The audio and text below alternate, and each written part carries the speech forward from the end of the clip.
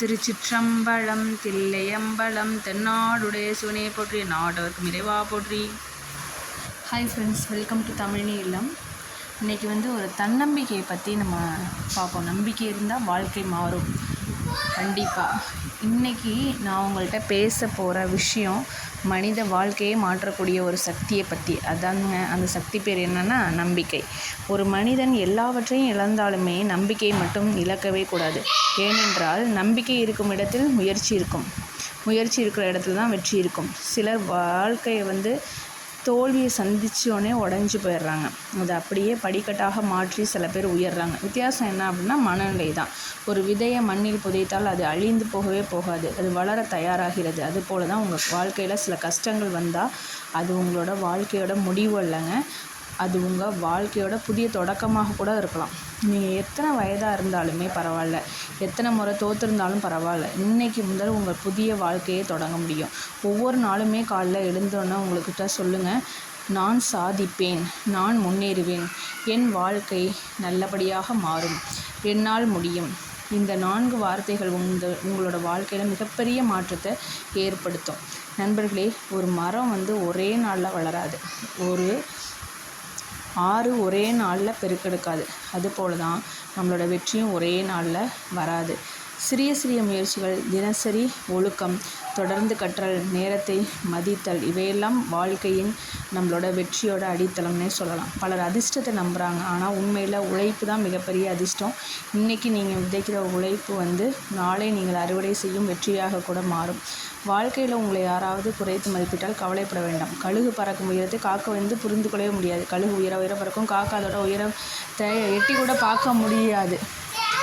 உங்கள் இலக்கை தெளிவாக வைத்து கொள்ளுங்கள். பிறர் என்ன சொல்கிறார்கள் என்பதை விட நீங்கள் என்ன செய்கிறீர்கள் அப்படின்றது தான் முக்கியம்.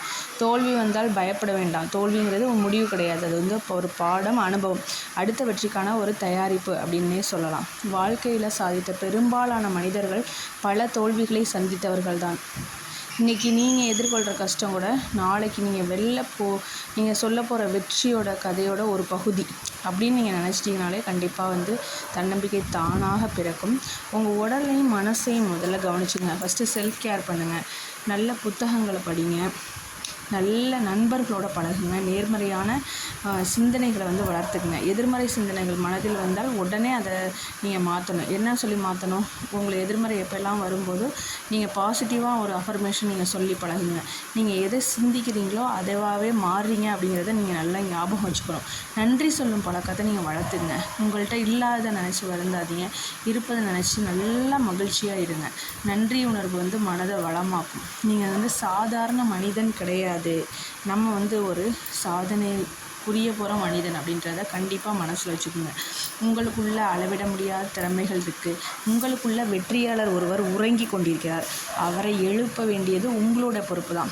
இன்று ஒரு முடிவு எடுங்க. நான் இனி பயப்பட மாட்டேன், நான் இனி சோம்பலாக இருக்க மாட்டேன், நான் தினமும் முன்னேறுவேன், நான் என் கனவுகளை நனவாக்குவேன். இந்த உலகம் உங்களை நம்புகிறதா இல்லையா அப்படின்றது முக்கியம் கிடையாதுங்க. நீங்கள் உங்களை நம்புகிறீங்களா, அதுதான் முக்கியம்.